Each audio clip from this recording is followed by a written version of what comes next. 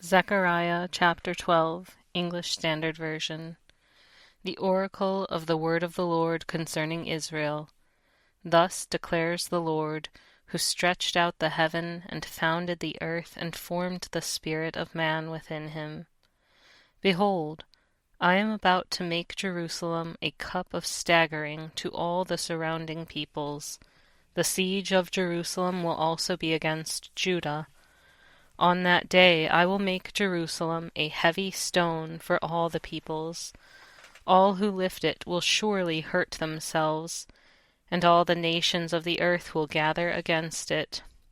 On that day, declares the Lord, I will strike every horse with panic, and its rider with madness. But for the sake of the house of Judah, I will keep my eyes open when I strike every horse of the peoples with blindness. Then the clans of Judah shall say to themselves, the inhabitants of Jerusalem have strength through the Lord of hosts, their God. On that day I will make the clans of Judah like a blazing pot in the midst of wood, like a flaming torch among sheaves, and they shall devour to the right and to the left all the surrounding peoples, while Jerusalem shall again be inhabited in its place in Jerusalem. And the Lord will give salvation to the tents of Judah first, that the glory of the house of David and the glory of the inhabitants of Jerusalem may not surpass that of Judah.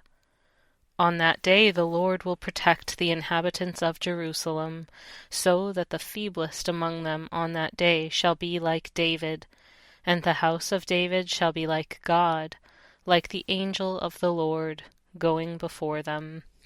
And on that day I will seek to destroy all the nations that come against Jerusalem.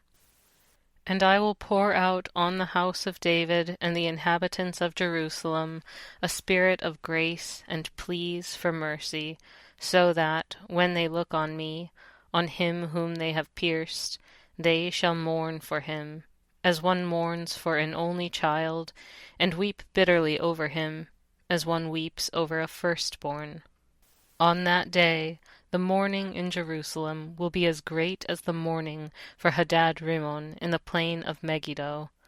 The land shall mourn, each family by itself, the family of the house of David by itself, and their wives by themselves, the family of the house of Nathan by itself, and their wives by themselves, the family of the house of Levi by itself, and their wives by themselves, the family of the Shimeites by itself, and their wives by themselves, and all the families that are left, each by itself, and their wives by themselves.